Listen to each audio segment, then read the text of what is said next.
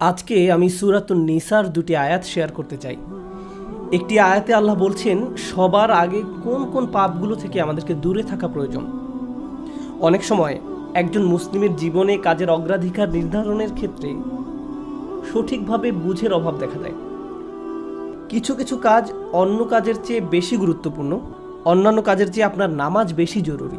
ইসলামের এমন অনেক আমল রয়েছে যা জীবনকে সৌন্দর্যমণ্ডিত করে তুলবে, কিন্তু সেই কাজগুলো গুরুত্বর দিক থেকে নামাজের কাছাকাছি পর্যায়েও নেই, বা পাপ কাজের ক্ষেত্রেও এরকম প্রাধান্য রয়েছে। অনেক আমল রয়েছে যেগুলো আমাদের করা উচিত, যেমন ঘরে প্রবেশের সময় ডান পা দিয়ে প্রবেশ করা উচিত, টয়লেটে প্রবেশের সময় বাম পা দিয়ে প্রবেশ করা উচিত, এবং নির্দিষ্ট দোয়াগুলো পড়া উচিত। এ ধরনের আমলগুলো করার চেষ্টা থাকা উচিত, এগুলো উপেক্ষা করার কোনো সুযোগ নেই। কিন্তু এমন অনেক পাপ কাজ রয়েছে যেগুলো করা কবিরা গুনাহ। অনেক সময় এই অগ্রাধিকার নির্ধারণের ক্ষেত্রে মানুষ যখন সঠিক জ্ঞানের অভাব থাকে, তখন তারা ছোট ছোট ব্যাপারকে বেশি গুরুত্ব দেয়। তারা নিশ্চিত করতে চায় যে আমি অমুক অমুক সুন্নাহ ঠিকভাবে পালন করছি তো, অমুক অমুক দোয়াগুলো নিয়মিত পড়ছি তো, শুক্রবারে সূরাতুল কাহফ পড়ছি তো, ইত্যাদি ইত্যাদি। তো তারা ছোট ছোট আমলগুলো সঠিকভাবেই আদায় করে, কিন্তু একই সময়ে চোখের সামনে থাকা বিশাল বিশাল গুনাহগুলো অনায়াসেই করে ফেলে। করার সময় দ্বিতীয়বার চিন্তাও করে না। যেমন ধরুন হারাম উপার্জনের টাকা, জিনা করা, সুদ, এরকম বড় বড় গুনাহ, বিরাট বিরাট শয়তানি পাপগুলো সে অনায়াসেই করে যায়। মনে হয় যেন চোখ থাকতেও সে অন্ধ। ছোট ছোট আমলগুলো আপনি ঠিকই গুরুত্ব দিয়ে করে যাচ্ছেন, যেন মনে মনে ভালো ফিল করতে পারেন যে যাক, আমি তো ধর্ম পালন করছি। এজন্যই কুরআন আমাদেরকে বিভিন্ন আমলের সঠিক অনুপাত ঠিক করে দিয়েছে। আল্লাহ এই আয়াতে বলছেন, ইনতাজতানিবু কাবাইরা মা তুনহাউনা আনহু, যদি তোমরা নিষিদ্ধ কাজের বড় বড়গুলো হতে বিরত থাকো। সুতরাং দেখা যাচ্ছে এমন অনেক বড় বড় পাপ রয়েছে যেগুলো থেকে আমাদের অবশ্যই বিরত থাকতে হবে। যদি আমরা এটা করতে পারি, তাহলে ছোট ছোট পাপের ক্ষেত্রে আল্লাহ বলছেন, নুকাফিরু আনকুম সাইয়্যাতিকুম, তাহলে আমি তোমাদের ছোট ছোট পাপগুলো ক্ষমা করে দেব। অর্থাৎ আগে সিরিয়াস ব্যাপারগুলো যত্ন নাও। কোরআন যেগুলোর উপর গুরুত্ব আরোপ করেছে, যেমন টাকা উপার্জনের বিষয়টা, কিভাবে আমরা টাকা আয় করি এবং কিভাবে তা ব্যয় করি, সে ব্যাপারে আগে যত্নবান হওয়া, এটা খুবই সিরিয়াস একটা ব্যাপার। আমাদের আশেপাশে যারা আছে তাদের অধিকারের ব্যাপারে সাবধান থাকা, যারা এতিম বা অভাবগ্রস্ত তাদের দেখাশোনা করা। সূরা মাউনে আল্লাহ বলছেন, ফাযালিকাল্লাযী ইয়াদউল ইয়াতীম, সেই ব্যক্তি যে এতিমকে গলা ধাক্কা দেয়। এগুলো বড় ধরনের পাপ। তারপর যেভাবে আমরা আমাদের ব্যবসা বাণিজ্য চালাই, কেউ যদি আপনার কাছে টাকা পায়, কোনো কন্ট্রাক্ট মানতে যদি ওয়াদাবদ্ধ হন, কোনো সেবা প্রদান করার জন্য যদি আপনাকে বেতন দেওয়া হয়, কাজের ক্ষেত্রে সততা বজায় রাখা। ঠিক একইভাবে কোরআনে বর্ণিত সবচেয়ে ভয়ঙ্কর পাপগুলোর একটি হলো সুদ। একইভাবে আমাদের পবিত্রতা রক্ষা করা, অর্থাৎ জেনা ব্যভিচার থেকে বিরত থাকা, এটা কবিরা গুনাহ। এটা এত বড় গুনাহ যে আল্লাহ বলছেন, লা তাকরাবুজ জিনা, ব্যভিচারের কাছেও যেও না। অন্যান্য ছোট ছোট গুনাহে তোমরা হয়তো জড়িয়ে পড়বে। হতে পারে তোমার নামাজে যথেষ্ট মনোযোগ ছিল না, অজুটাও হয়তো উত্তম রূপে করা হয়নি। হতে পারে যখন নামাজ পড়ছিলে তখন অন্য কোথাও মন পড়েছিল।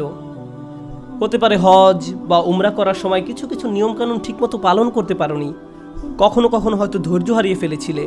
এই ছোট ছোট বিষয়গুলো ক্ষমা করে দেওয়া হবে, কারণ তোমরা বড় বড় পাপ থেকে বিরত ছিলে। ছোট বড় পাপের এমন একটি তারতম্য কোরআনে জোর দিয়ে উপস্থাপন করা হয়েছে।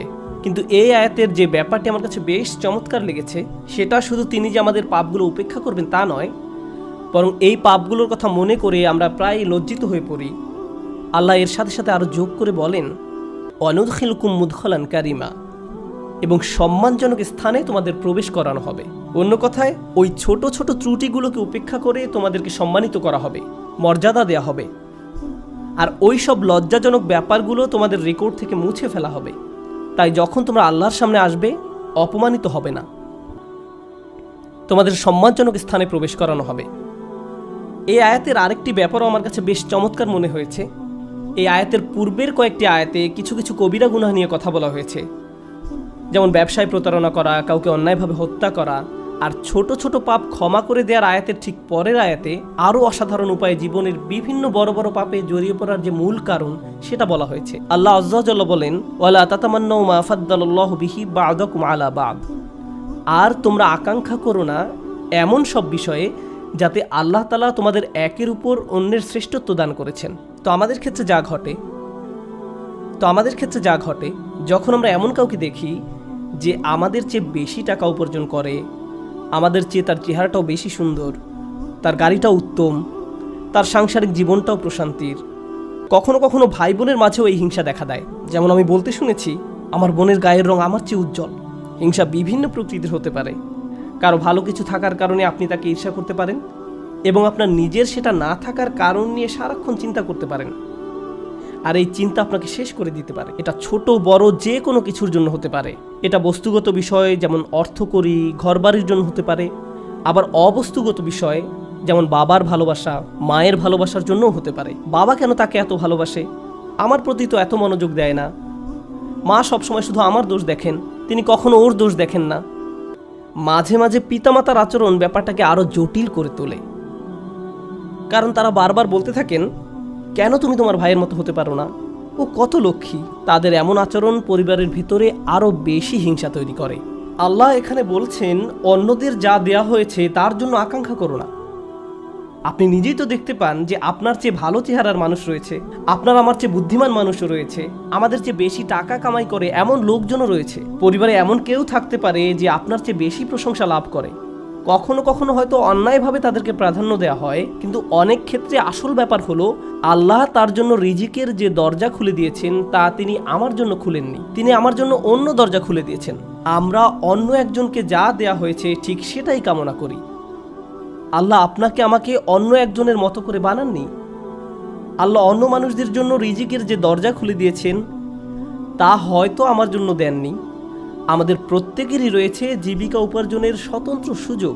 আল্লাহর অনুগ্রহ অর্জন করতে হলে আমাদের প্রত্যেককে যে সুযোগ দেওয়া হয়েছে তার আলোকে কঠোর পরিশ্রম করতে হবে, অন্যদের সাথে নিজেকে তুলনা করে নয়। এই আয়াত যে ইতিবাচক বিষয়গুলোর প্রতি জোর দেয় সেটা আলোচনা করার পূর্বে আমি আরেকটা ব্যাপারে কথা বলতে চাই। এই হিংসা কেন অনেকগুলো বড় বড় গুনাহের মূল কারণ? আমাদের জানা মতে রেকর্ড করা ইতিহাসে আল্লাহর বিরুদ্ধে সর্বপ্রথম যে বিদ্রোহ করা হয় তা হলো ইবলিস শয়তানের বিদ্রোহ। আর এই বিদ্রোহের মূল কারণ ছিল হিংসা। সে কেন এত মনোযোগ পাচ্ছে? তাকে তো জাস্ট মাটি দিয়ে তৈরি করা হয়েছে। এভাবেই অবাধ্যতার শুরু। মানুষ পৃথিবীতে আসার পর সর্বপ্রথম যে পাপটি সংঘটিত হয় তা হলো কাবিল কর্তৃক তার ভাই হাবিলের হত্যা। সেটাও ছিল হিংসার কারণে। এই হিংসা এতটাই জঘন্য আর কদাকার হতে পারে যে আপনি যদি ইয়াকুব আলাইহিস সালামের মতো একজন মহান নবীর সন্তানও হয়ে থাকেন, আর আপনার ভাইও যদি হয়ে থাকেন একজন অসাধারণ ছেলে, যে কিনা এখনো নবী না হলেও তার মাঝে নবীর বৈশিষ্ট্য বিদ্যমান রয়েছে, এই হিংসা আপনাকে এতটাই নিয়ন্ত্রণহীন করে দিতে পারে যে আপনি তাকে হত্যা করতে উদ্যত হতে পারেন। আমি যা বোঝাতে চাচ্ছি তা হলো, হিংসা এবং ঈর্ষাকে ছোট করে দেখা উচিত নয়। ব্যাপারটাকে এমন মনে হতে পারে যে এটি আমার আপনার ভিতরে একটা অনুভূতি মাত্র। মূলত হিংসার আরবি শব্দ হলো হাসাদ, আর হাসাদ শব্দের শাব্দিক অর্থ হলো আঁচড়। তারা এটাকে এভাবে বর্ণনা করে, হিংসা হলো মনের ভিতরে একটি চুলকানি। ঠিক শরীরের চামড়ার উপর কোনো পোকামাকড় কামড় দিলে আপনি যেমন চুলকাতে চান, সেরকম এটি যত চুলকাবেন অবস্থা তত খারাপ হবে। আপনার উচিত হলো একে উপেক্ষা করা, এবং এক সময় এটা এমনিতেই ভালো হয়ে যাবে। আপনাকে এটা উপেক্ষা করতে হবে, এটাই হাসাদ। ইমাম হাসান রাদিয়াল্লাহু তাআলা আনহু বলেন, আমি হিংসুকের চেয়ে এমন কোনো অনিষ্টকারী দেখিনি যাকে আসলে বেশি ক্ষতিগ্রস্ত ব্যক্তির মতো দেখায়। সাধারণত কেউ ক্ষতি করলে অন্য একজন তার এই ক্ষতির কারণে ক্ষতিগ্রস্ত হয়, কিন্তু হিংসার ক্ষেত্রে ক্ষতিকারী নিজেই নিজের ক্ষতি করে। সে হিংসা করছে, কিন্তু এই হিংসার কারণে নিজেই নিজের অনিষ্টের শিকার হচ্ছে। আর এ কারণেই সূরা ফালাকে হিংসুকের হিংসা থেকে আমরা আল্লাহর নিকট আশ্রয় প্রার্থনা করি। ওয়া মিন শাররি হাসিদিন ইযা হাসাদ। হিংসুকের অনিষ্ট থেকে যখন সে হিংসা করে, ঠিক সেই মুহূর্তে যখন সে হিংসা করে, এটা খুবই গুরুত্বপূর্ণ একটা ব্যাপার। এই হিংসার কারণে আপনার আমার জীবনে ভয়ঙ্করতম সমস্যা তৈরি হতে পারে।